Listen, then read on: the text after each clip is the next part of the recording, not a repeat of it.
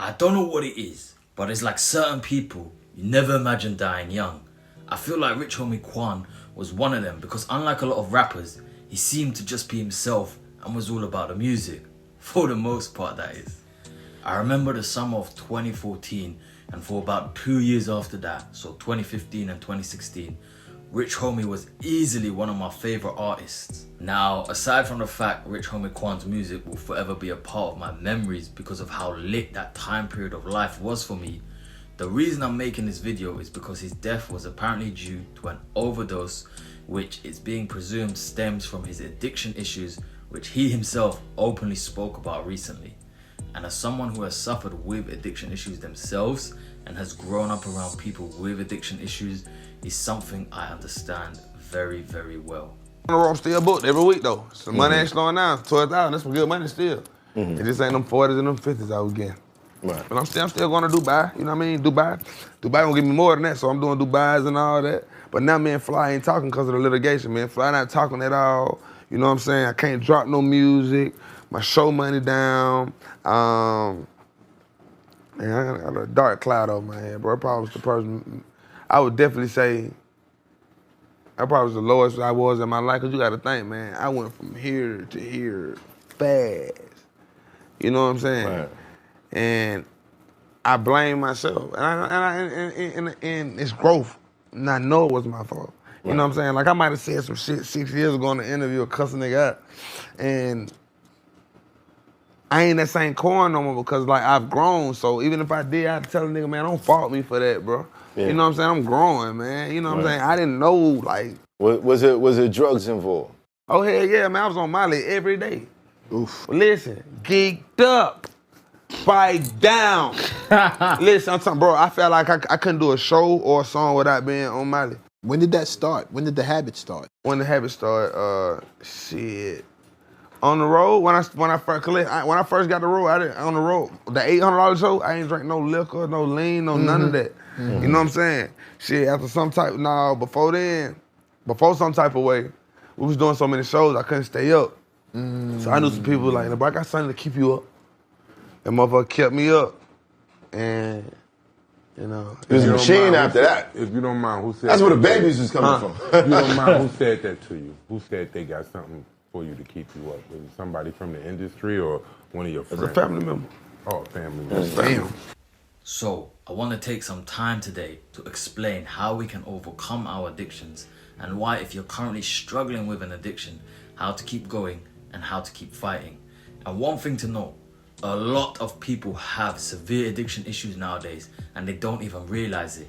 Mainly because a lot of substances have been so normalized and it's almost looked at as weird by some people if you don't indulge consistently in certain vices, for example, like drinking here in the UK. And you don't have to be homeless and your entire life destroyed to be an addict. A lot of people are functioning, but they are living extremely weakened lives and suffering internally because of it, and they are never reaching their full potential, such as I was for many, many years.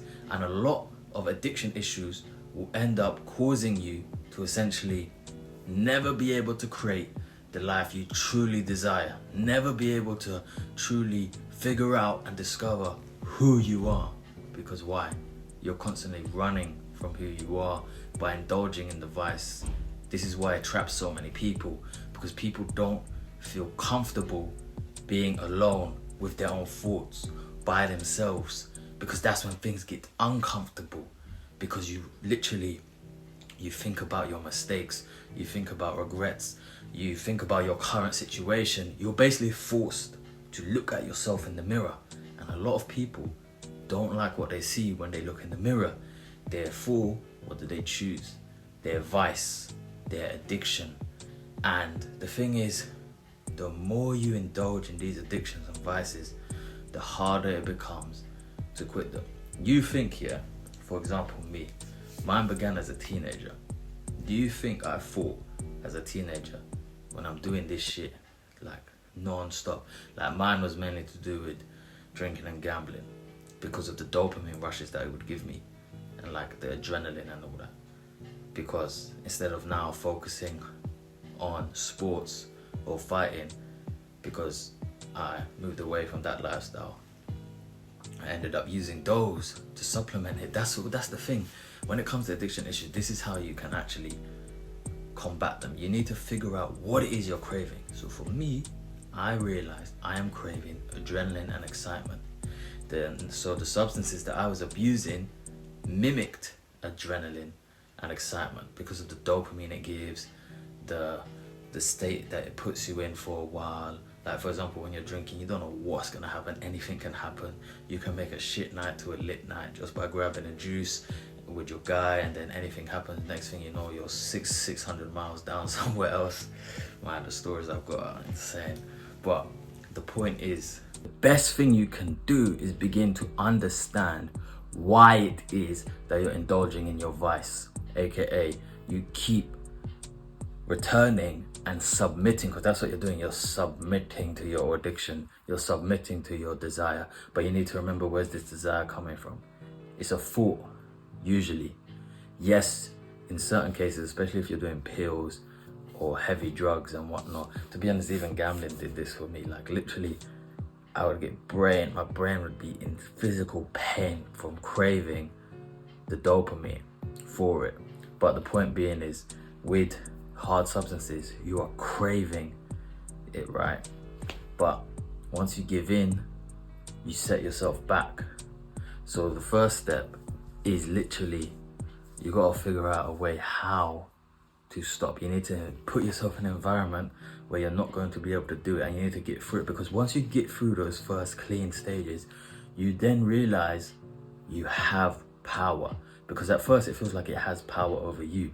And this is what I mean. People with phone addictions, which is a lot of people, most people have a consumption addiction because they are craving the dopamine, right? So they have dopamine addictions. I'm telling, like 80% of people, look around in public, everyone's stuck on their phone, can't handle not being on their phone, they can't talk properly in social settings. They need that dopamine, that up late night scrolling, consuming, because all of this stuff's not paying them, it's not giving them any positive return, but they're just still doing it. And they know that it's bad, but they still do it. Why? Because they're addicted. So this is what I mean. We are now an addicted society overall. But there's a lot of things you can do to overcome addictions. And it doesn't matter which addiction you have. Essentially, the fundamental principles, for example, step one is find an environment that you know is gonna help you resist. That is also combined with, now you must go and discover why are you addicted? What is it?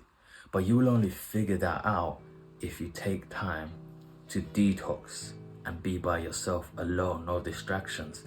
There's no point going on some fancy holiday and distracting yourself with all these other pleasures if you're addicted to smoking weed, for example, and then you come back and now you're in your everyday life and you can't cope. Yes, it may work for one person, but most people are gonna relapse like that because they haven't done the internal work.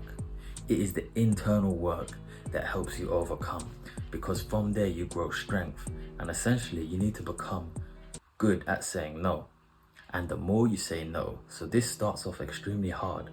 There'll be hard days along the road, aka tests and temptations, but the everyday is not going to be as hard when you keep saying no. That's how it gets easier, because you make yourself stronger. You make your willpower and your discipline increase. Whereas every time you say yes to it, your willpower goes down here and the craving and the addiction grows stronger. So the more you say yes, it goes up like this. And the more you say no, your willpower goes up. And the more you say no is the more you stay in a sober state of mind. So the longer you stay in a sober state of mind, the more internalization and internal work that you're going to be doing, because your thoughts are constantly there with you. You don't have distractions, right?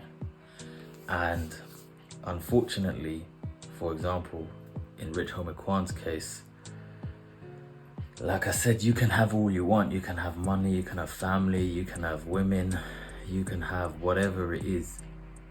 This proves why addiction has no favors. It's just, you see homeless people, you see crackers because they're out in the open, they're exposed. But if you go to meetings and that, you'll see all types of people. If you go in certain environments and stay around people for a certain amount of time, you'll see okay, this person's got this type of addiction issue, this person's got this, but they're not exposed to the world like the homeless people are and people who have completely destroyed their lives are. So you just think addictions are for those type of people, all complete F-ups and complete screw-ups. No, that's not how this thing works. Addictions doesn't play favoritism. Rich, poor, black, white, Asian, can affect anybody. And right now it's affecting everybody. So what you need to do is see if something is hindering your life. How is it affecting me? Is it holding me back? Is it ruining relationships? Is it stopping me from keeping my word? Is it stopping me from doing the things I said I was going to do, but then I don't do them because I indulge in the vice, and that feels better momentarily, but then afterwards I get anxiety, depression, stress, and now I can't cope with my state, so I have to take the vice again so I feel better and cope, and then the cycle continues. You need to remove yourself from the environment that is enabling you to have easy access to it. You need to make it harder for yourself to have access to it now, which is difficult when you're an adult and have money. But if you're younger, or if you're an adult and you're around certain people, you live with certain people who indulge in those vices, remove yourself. In a year's time, you're going to be so thankful that you did, right? And it will get lonely and it will be painful. But do you know the pride, the joy, the self-respect, your self-image will grow when you do this, because you will start realizing you're keeping your word to yourself, and physically you'll start to feel better as well. So the combination of this boosts your self-image, and everything in life, how people treat you is based off your own self-image. This is why I believe in the law of attraction through action. Everything you want can come to you, you can get what you want, but it's all about how you carry yourself, and how you carry yourself is all about how you feel about yourself and how you think about yourself when you look in the mirror, aka your self-image. An addict cannot have a high self-image, not a true, pure, powerful self-image. Why? Because they constantly lie to themselves, and in addiction, you end up lying to others, because usually people close to you notice and pick up on your addictions because it's messing up your life, it's messing up relationships, it's holding you back from things, money fucks up, opportunities mess up, all sorts of things. So people very close to you end up knowing about them, right? And you cannot have a high self-image if you're constantly breaking your word to yourself and the people around you. You simply can't. Because why? You can't trust yourself, yeah?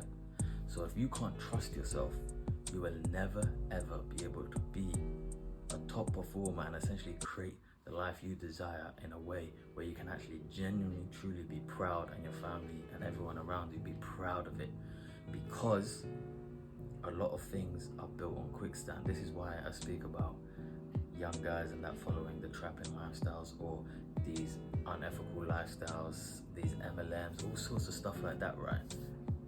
Because all of this stuff is unethical. These people have to delude themselves and lie to themselves to respect themselves, because what they're doing is of detriment to others. So for example, how does this link in with addiction? We've gone a bit off topic because now we're speaking about self-image, but let's bring it back to addiction.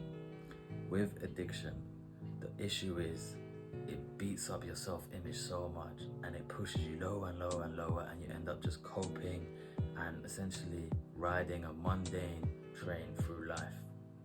Instead, you can hop on the National Express, and I call it something being high of life, living in the promised land, where literally you feel so alive. And this is the thing, if you're someone who's gone through addiction, or is in addiction, or is battling addiction right now, trust me, that pain you have, remember I said you need to figure out what it is that's causing you to do it. What are you seeking, or what are you running from? Because you're either running from something or seeking something. What is it? Now you need to find out what that is, and now turn that into your power, because you have an advantage.